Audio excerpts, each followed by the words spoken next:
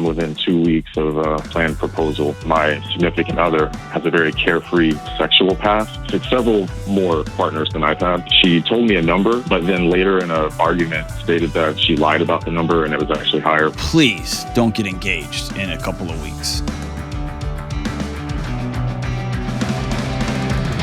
Yo, yo, yo, what's up? This is John with the Dr. John Delony Show. Greatest mental health and marriage and parenting podcast of all time, ever. So glad that you're with us. Thank you for giving us your time and your attention to things that everybody wants from you these days. Whoo! Hey, this is awesome. This is awesome. It was about 5 months ago now, I think, when it actually came out, or I don't know, 4 months ago, but we got in the mail today. Check it out, Nate Dogg. Can you push it up there? We got our big fancy 100,000 subscribers YouTube award. It's a little shiny there. But we got our big fancy award. We're excited. If there's anything more appropriate that when you hit certain milestones, 100,000, 500,000, a million, YouTube sends you an award with a mirror on it just so you can continue to stare at yourself. Right? It's incredible. Hey, 100% of that is because of you. You guys hitting the subscribe button, you guys telling your friends about this, you men and women tuning in a couple times every week. Thank you. I'm so grateful. My family's grateful. The whole team back here is grateful. Thank you so much. So I could just say thank you all day long, but I appreciate it. And we are just getting started. You're going to see a lot of new stuff in the new year, and I can't wait. All right, let's go to Marcus out in Memphis. What's up, Marcus? Hey, Dr. John. How you doing? Good, man. What's up? Hey, so I met the girl that I'm currently courting 3 months ago, and I'm within 2 weeks of a planned proposal. I feel... Hold up. Wait. 3 months? And you're already making your move, huh? Yes, sir. So I'm pretty embarrassed with the fact that I haven't come to a place where I can get out of my own head and get out of my own way and be accepting of the fact that my significant other has a very carefree and extensive sexual past, okay, including participating in that right before we actually got together. So I'm hoping you can help me with that. Okay. Talk me through it, man. Well, for one, it's several more partners than I've had, for one. And two, we kind of talked about it or touched on it from a couple conversations ago. And she told me a number, but then later in an argument stated that she lied about the number and it was actually higher, but wouldn't tell me what the number was. And so I kind of just been mulling that over a lot since that conversation. All right. So a couple of things. Number one, please don't get engaged in a couple of weeks. You are 1,000 miles from ready to get married to this person. Okay? Sure. Please don't. Please don't. Please don't. Please don't. Cool? Yes, sir. Number two, she's not ruined and she's not less than, and she's not broken or not up to snuff. She's somebody that you met, that you love, and that you are. There's no way you can, quote unquote, love in 3 months. There's somebody that you're infatuated with and that you're super interested in and that is exciting for you. And that's cool.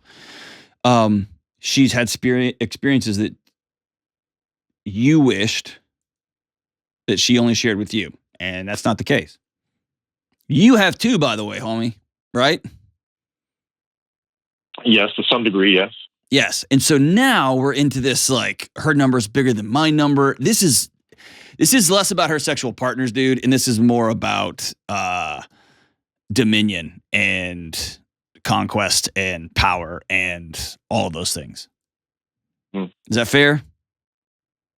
Yeah, I think that's fair. Okay. You're mad at a fantasy, bro. At this idea that this woman that you met would not have. I don't, dude. It's tough for me. Here's the deal: you are well within your rights to desire somebody with little or no sexual past. You are. I won't take that from anybody ever. Okay. But if that's a big deal to you, end this today. Treat her with dignity and respect and move on with your life. Is that fair? I mean, I don't think it's not a big deal to me. It's just, it's just the proportions seem so crazy. But yeah, it's fair. I mean, I understand what you're saying. You're not wrong. Here's the other thing. You know somebody for 3 months and you're already digging into some heavy, intimate, private stuff, man. That tells me that you haven't created an ecosystem. No, y'all haven't had enough time to create an ecosystem of trust. And when you told her your number or she told you her number, she saw you wince, right? She saw you be like, what? And then in her mind, she's like, oh man, it's double that. Or whatever whatever it is. There's not a platform of trust here. There's not a platform of safety here. Going both ways. She doesn't feel safe to tell you, to be honest with you. You don't you want to know, but you don't really want to know. See what I'm saying? Yes, sir. So here's your path moving forward. Let's say, no, she's the one.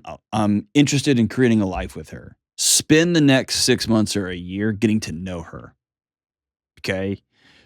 Less about what activities she has or has not participated in, although that can be an important part of intimacy and conversation if that's important to you. Cool. But more so, what makes her feel safe? What makes her feel loved? What makes you feel safe? What makes you feel loved? What are some what's a joint vision for your future that y'all are going to share together, that you're both going to build together, right? And so if there's judgment here, the judgment is going to be, is she who she says she is in partnering with you to create a life together that doesn't exist yet? Not on things that happened before y'all even met. Does that make sense? Yeah, that makes perfect sense. So here's the reality. Have you had flashes of her with somebody else? Yes, sir. There's been times. Yes, sir. Okay. Are you worried that when y'all are making out that she's thinking of somebody else? Sometimes, yes, sir. Okay, cool. No, and I appreciate your honesty. That happens to everybody. Everybody happens to, okay? Here's the choice you have in that moment. That's your body trying to protect you from, am I enough? Am I as good as? Is she going to leave me? Because sex and intimacy, it's all vulnerability, right? It's like saying you are entering into my body, right? Or I'm entering into your body. Like we are super close. It's as intimate as it gets.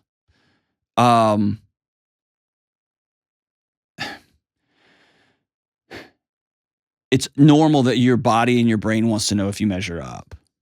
It's normal if your body and your brain wants to know if you are worthy, okay? At that moment, you have a choice. Am I going to meditate on these images? Am I going to meditate on these worries? Am I going to ruminate? Or am I going to, nope, I'm not. I'm going to replace it with another image, which is us holding hands, which is us laughing really, really hard, which is her, throwing food at me and me cracking up and so hard I can't breathe. I get to pick what images I meditate on. Does that make sense? And what you're going to do is this is just slowly practicing changing your thoughts, okay? It's practicing not dwelling on that stuff. You're a guy who likes control and you're a guy who likes power, so this is going to be new for you. Is that fair? Yes. Okay.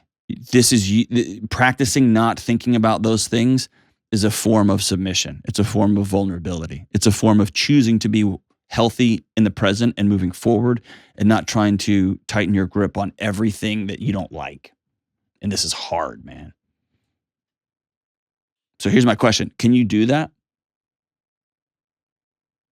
I feel like I can do that. I want to do that. Do you? Yes, I do. What's the number that will be too high?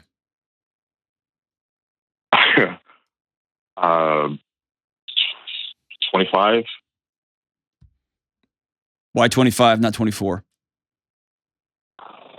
Pretty arbitrary. That's a good question. I don't know exactly why 24 is not as bad as 25.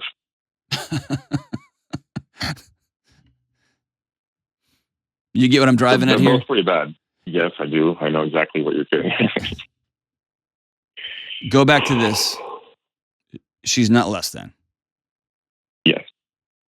She sounds like for you to have met her 3 months ago and you to already be captivated enough to say, I want to hitch my wagons to her for the rest of my life. She has to be pretty remarkable. Is that fair?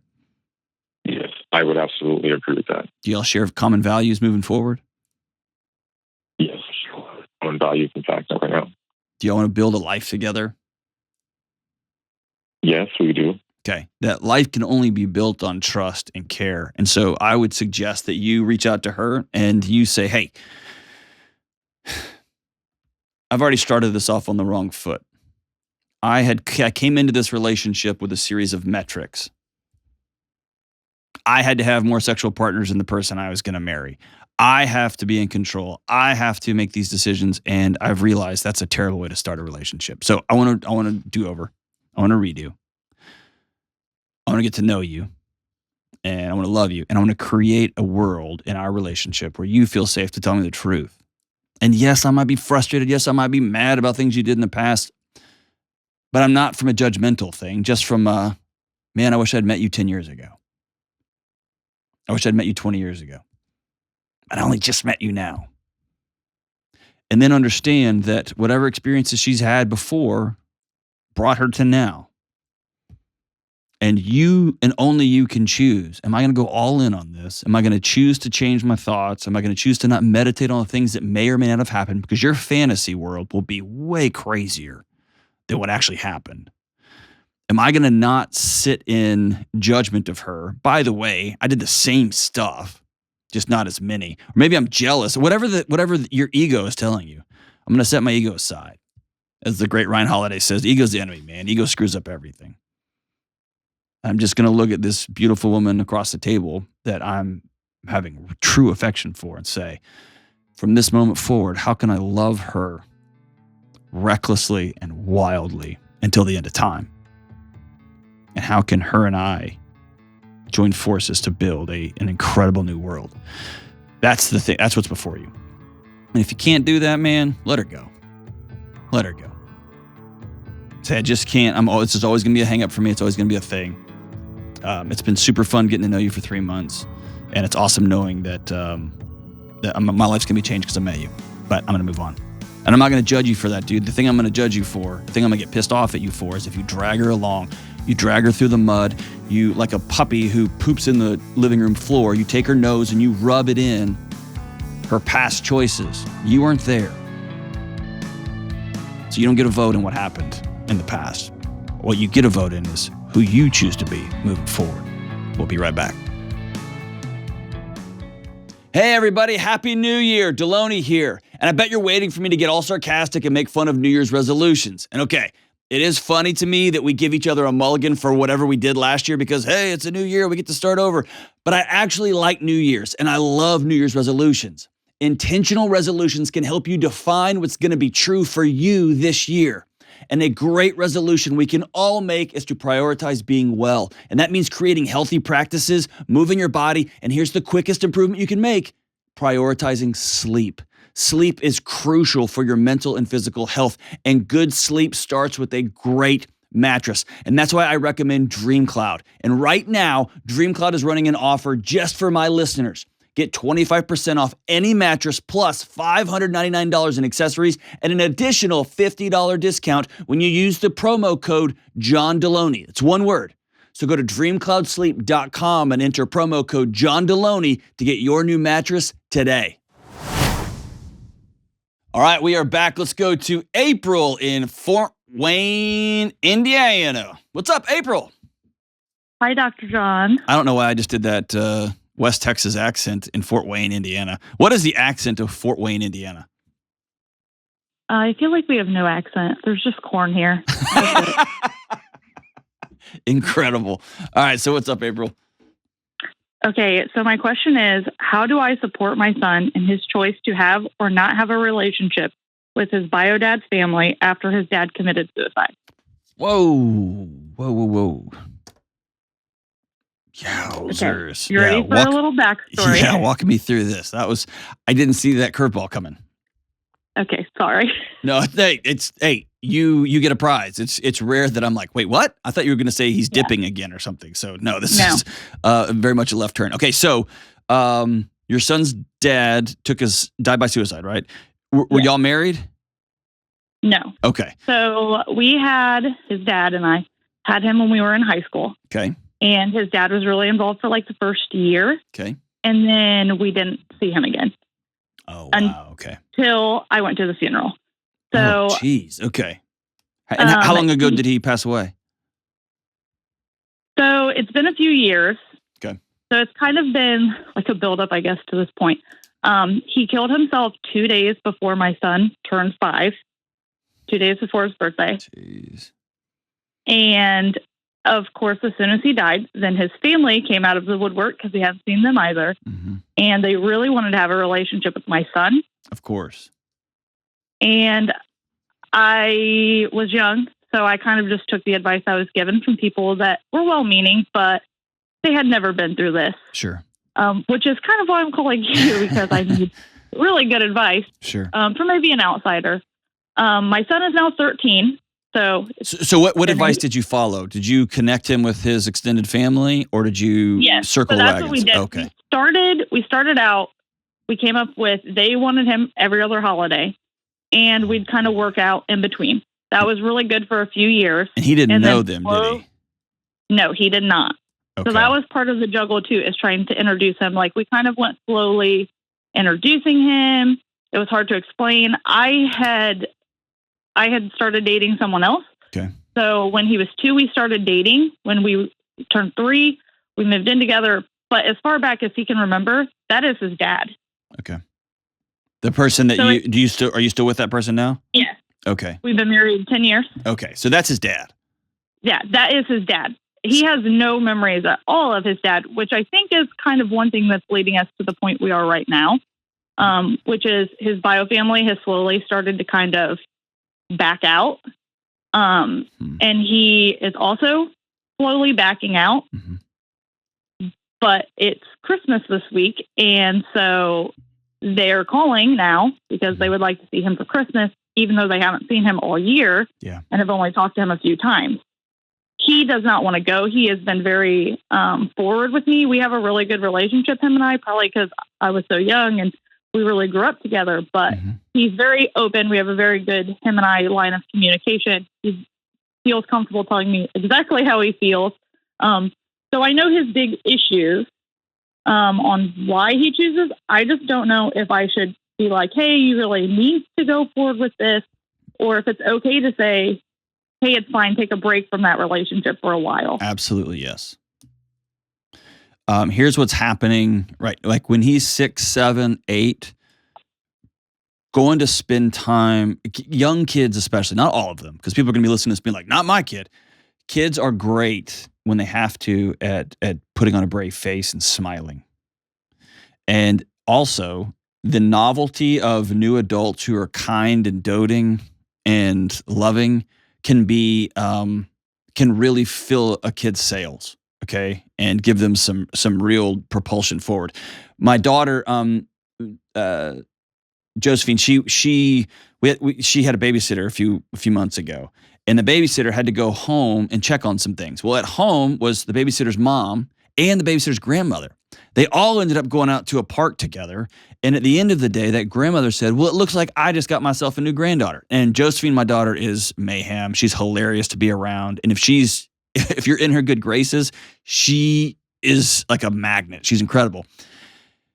She has retold that story 1,000 times, right? Of how these other adults took her in and were like, I got a new granddaughter, right? She's told that story over and over and over.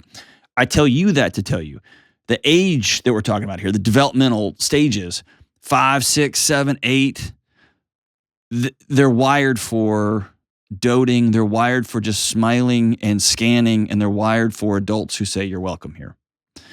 When they get to be 11, 12, 13, they begin to understand what's actually going on. Okay. They can also begin to sense, oh, you are using me because you're not okay. Which is one thing he has expressed to me. He says, I feel like the relationship is contingent on their grief. Yes. And I hate that he feels that way. Well, he's 12 and 13 and 14 and 15-year-olds are 16-year-olds. And I think we could go back on in evolutionary psychology and kind of work through it, but their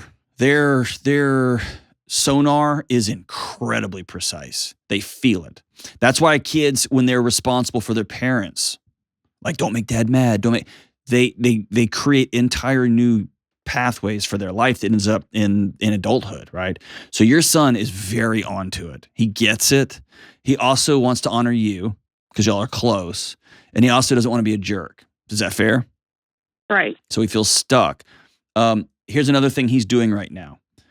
He's going to start asking, as he goes through puberty and beyond, he's going to start asking, who am I, in a profound way. He is going to have to come to terms with half of him chose to die. Right, which we kind of a little bit are getting into that. You can talk about it all day long. This is something that will come from the inside out. Okay. And by the way, for those people who are suicidologists who are into studying this, I understand that what I just said, him choosing to die, is a controversial. I don't mean for it to be that way. But for my 13-year-old, my dad made a decision to not, he'd rather be gone than with me. He'd rather be gone than know me any further. Because 13-year-olds are very eye-centric. So he's got to come to terms with that, and he's also has to come to terms with practicing autonomy. The world ripped his dad from him at the age of 5. And his father, the guy he's with, his dad every day that he's with, he loves and all that, but that lingering, who am I, and I want to get to know myself, is gone, and the world took that from him. And so feels powerless is what I'm getting at. And so him practicing, I have some tiny bit of autonomy. I get to choose. When my body says no, I get to honor that. And you as his mom play a cornerstone role in teaching him, nope, your body is correct, and we're going to honor what that body says. Now, this is a this is a tightrope to walk, because sometimes his body's going to be like, I don't want to go to school, and I don't want to go to work, and I want to smoke weed or whatever. And then you're going to be like, I don't really care what your body says. You're not doing that, right? So there's going to be a balance here. But when it comes to relationships, I would really trust his intuition right now. This means I know a really hard conversation between you and his grandparents. Family. Yeah. And let's be honest, he is their last shred of their lost son. I get it. I totally get it. And I get the devastation and the heartbreak. So here's what we're doing. Anytime there's a tragedy like this, you instantly shift from a 4 to 5 year game. I hope he goes to a good college, and I hope he starts dating somebody nice. You immediately shift from a 4 to 5 year game to a 25 year game. I hope that he is a functioning, loving, productive human being at the age of 45 now, after his dad died by suicide. That's the transition we're making, okay? We're playing a long, long game. What does that mean? That means we're going to have a lot of grace, because he's going to really struggle when he's 15, 16, 17. We're just going to know that going in. It's going to be tough. He's going to be feeling untethered, and you're going to be thinking, he's got a dad here that loves him, who's been here since he was You're right. And he has a body saying, where's my home? Where's my home base? And only half of it is there, right? So he's going to be flopping around in the wind like a kite. We're playing a 25-year game. We're not playing are you in the key club? Are you in Spanish club too? We're playing a longer game than that. That's the conversation you have with grandparents. If we force this now at 13, 14, and 15, the moment he turns 18, he'll be a ghost to them. Right? And so what would be better for them is to all record him a message, to write him letters, to give him things tangibly that he can hold, not just crappy gifts, but actual connections, and give those to him for Christmas. And I'm even okay with this. Not okay with lying, but I'm okay with you taking it on the chin this year and saying, hey, it's just not a good year for our family. When it comes to travel, when it comes to connectivity, it's just not a good year for us. But we will do what we can in the coming year to see if there's an opportunity to make this thing work. Hey, can I ask you one more question? Of course. Okay. So one thing that he pointed out to me that he really doesn't like, and I don't know if I should be the one to express this to them or if I should wait on him to come into it on his own because I feel like maybe it'll change. But at this point, he says it really bothers him when he goes to see them or talks to them. And anything that happens, they say, oh, well, your dad was just like that. Yeah. Because he says to me, like, he feels no connection because he has zero memory of him. Right. And so he's like, it's like they're telling me I'm like a stranger and it makes him uncomfortable. Absolutely. I don't want him to be uncomfortable. So I feel like I should say something, but I don't know how to do it in a way that's like loving and not insulting to them. Yeah. That's going to switch in 2, 3, 4, or 5 years. It's going to be the deepest honor in his life to know that there was somebody else that walked steps before him. Okay. And so this is, it may be something you mention if you're having this conversation about, hey, this just isn't a good year for us, or little Charlie's not doing well this year, or we're going to just circle up and have a really intimate, quiet family Christmas. And so this isn't going to be a good time. If somebody in that family were to say, who you're talking to, yeah, we understand it's super hard on that little boy and we miss him, but I understand that he's 13 and this is just a tough time for him. That might be a good moment to say, hey, one thing to keep in mind when he does come around again, references to his dad. You walk like him, you laugh just like him, that make him really uncomfortable.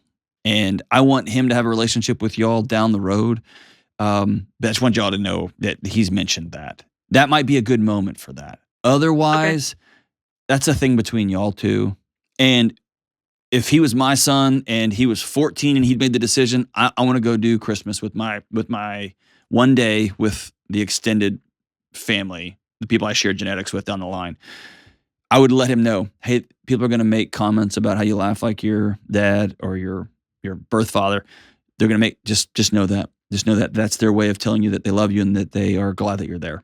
And you see what I'm saying? It's a way of teaching him, hey, they're not trying to be ugly. They're just trying to honor the loss of the person that they loved. But I think it's important for everybody to note that's not his job. His job isn't to heal everybody else. He's a 13-year-old little boy. He can't carry the grief of his extended family. It's their job to do their healing on their own. And then hopefully down the road, there's a way that we can honor, everybody can honor each other, right? And I guess here's a good point to say, if he never comes around to them, he doesn't have to, as far as I'm concerned. If next year and the year after, he just does not have a connection and does not want to go spend a holiday with strangers, I'm okay with that. I'm going to let him have that autonomy. There will come a day when he wants to know about his heritage and he wants to know where he's from. And we want to preserve those relationships, the trail, the path to those relationships, so that when he comes a knocking, he has a safe place to go. He's interested in going, not he decides, I'm going to bury my heritage because I don't want to know, because I hate those people. That's a recipe for all kinds of psychological dysfunction down the road. So you're a good mom. God almighty, he's lucky to have you. And I'm so sorry about your loss. I know even though it's been a long time, holidays just bring all that stuff up. Have the hard conversation with the other family. Tell your son that you honor his wishes, and that when his gut tells him that you want to teach him that his body's telling him the truth, and when the body says no, let's listen to it. But he still has to go to school and make his bed, right? Thank you so much for the call. We'll be right back. Hey, Delony here, and I've got a word from this episode's sponsor, BetterHelp. Hey, look, there's a lot of things we don't get to choose on this wild ride called life, right? The neighbor's kid learning to play trombone, weird things trending on the TikToks or whatever that is. We don't get to choose the weather. But when you realize how much you do have a choice in, it's so empowering. Check this out. You get to decide who you want to be. I get to ask myself the question, who do I want to be? You get to choose who speaks into your life, and you get to choose to pursue meaningful relationships. This is life-changing stuff, but I'll be honest, it's not easy. These are new skills that we all have to learn, and therapy is a great place to practice these new skills, and that's why I love BetterHelp. BetterHelp is affordable online therapy that can match you with a therapist quickly, and it lets you switch anytime to make sure it's the right fit. And just like in-person therapy, it can help equip you with the tools you need to work towards being who you want to be. Because you don't just have to let life happen to you, you can take it head on. So visit betterhelp.com/Delony today to get 10% off your first month. That's BetterHelp, HELP.com/Delony. All right, let's go to Marie in Stevens Point, Wisconsin. What's up, Marie?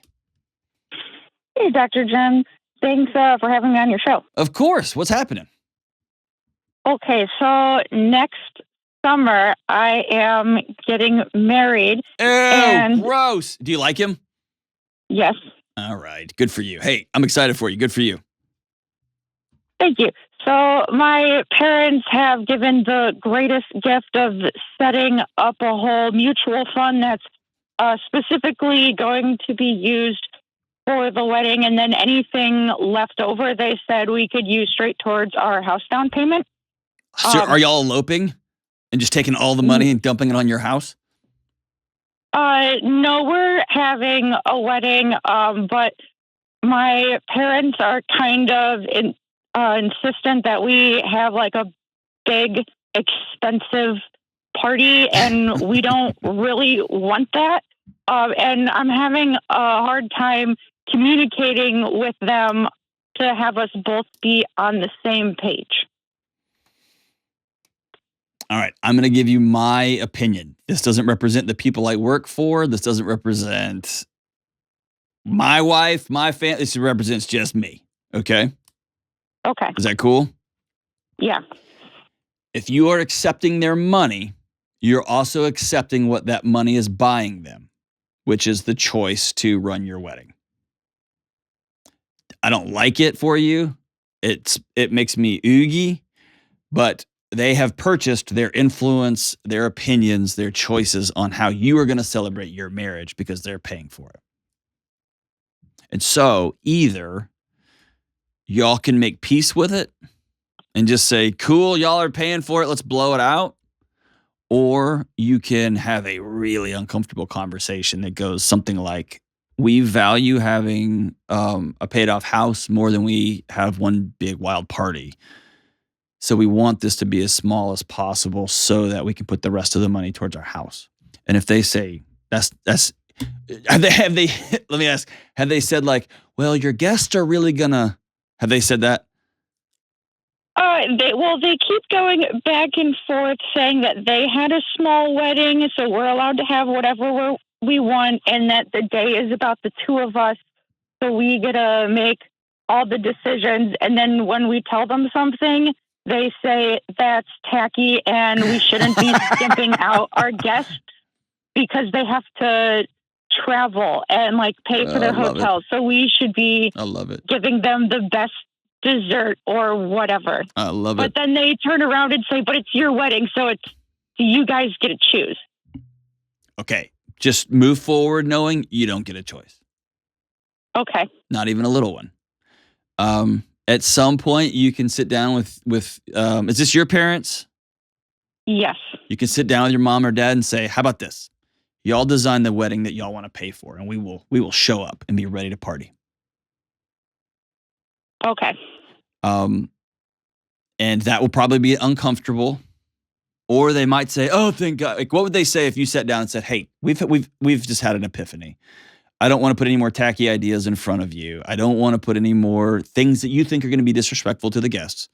So how about this? Y'all plan an amazing wedding. Y'all are paying for it. You plan an amazing wedding, and we will be there, and we will dance the night away. What would they do if you said that?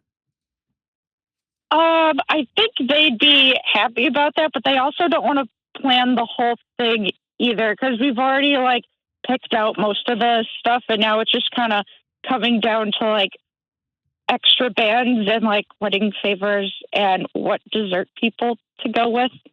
And is the money worth it?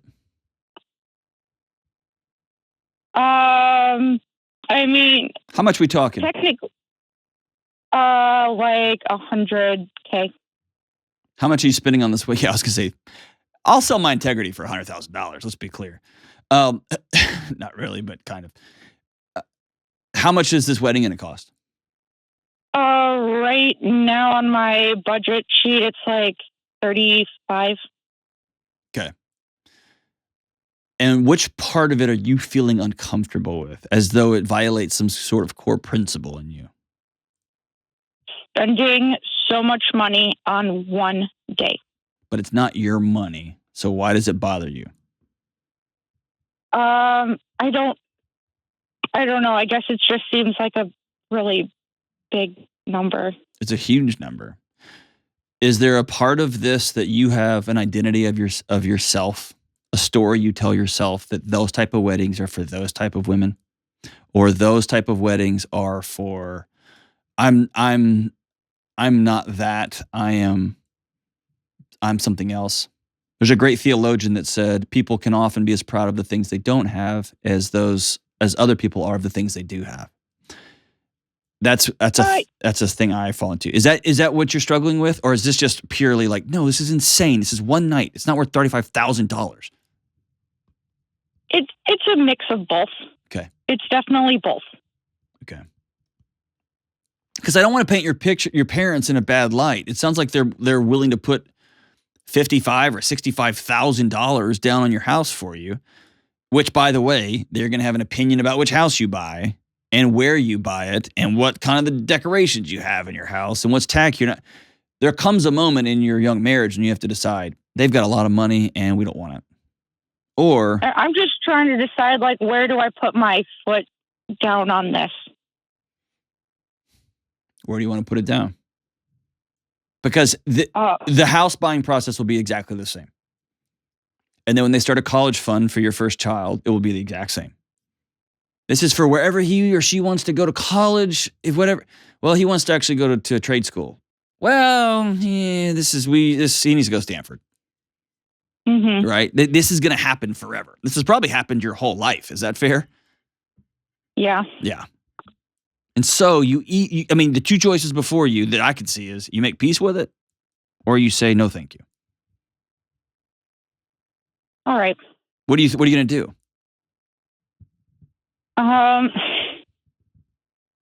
don't want to have a bad relationship with my parents, so.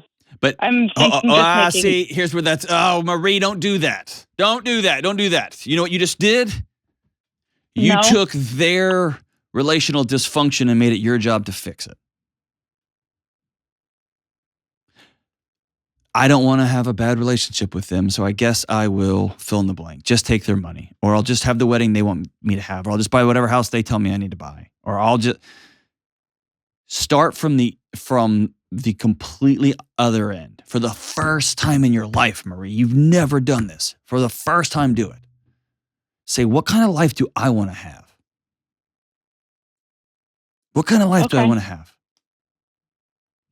What is important to me and my fiance? What kind of home do we want to have? What kind of party do we want to have celebrating our marriage?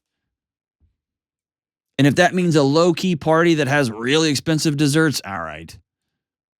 Or no, it's a big deal to me that we don't have expensive desserts. I want to donate that money to a local food bank. Great. Tell your parents. But don't continue to You've been doing this your whole life. And now you're making a new home. This is what changing your family tree looks like. I'm not going to use my money to get to buy influence over my kids' lives. I'm going to love them unconditionally. See what I'm saying? Mm-hmm. Does that sound bonkers? No. Does it sound even possible? Like something you're even interested in or not really? It sounds possible. You don't sound like it one bit. I'm a pretty quiet person, so I'm just like scared to talk to them. Here's your homework assignment. You ready? Yes. Okay. Tonight, I want you to sit down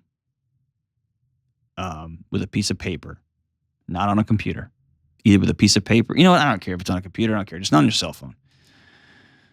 And I want you to write down for the first time, my dream wedding. Here's what it would look like. And I want you to write down my dream home. Here's what it would look like.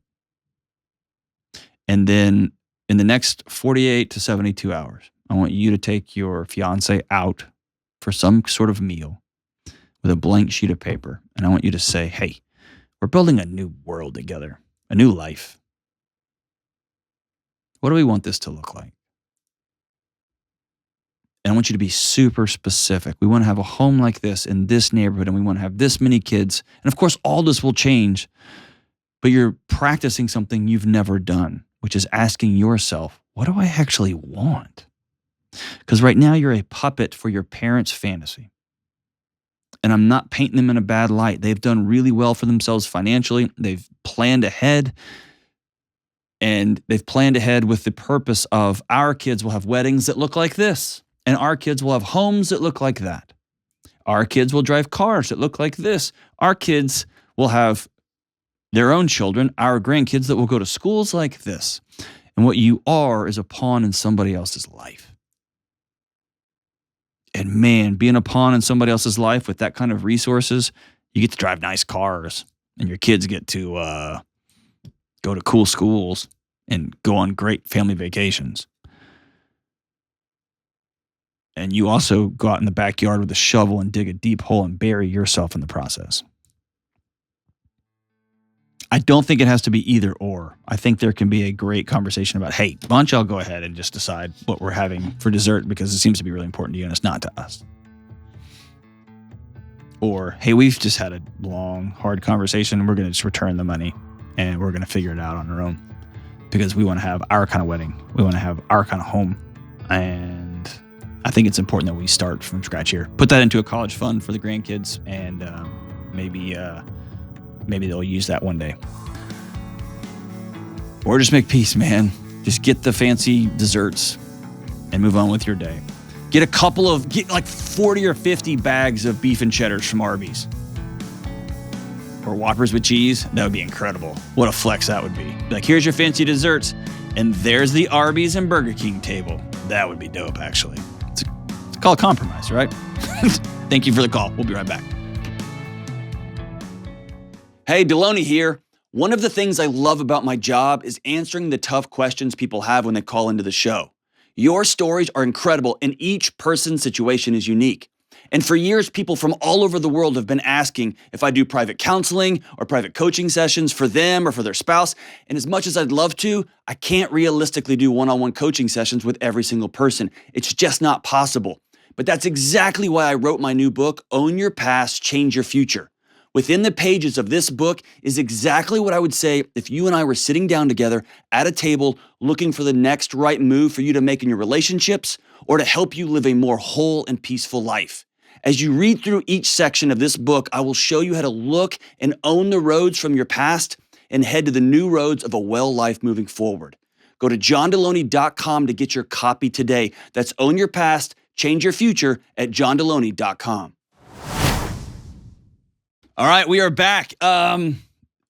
Today's song of the day is from a band I've never heard of, I'm ashamed to say. They're all kind of making fun of me back in the booth. I need to quit listening to my old metal CDs, I guess.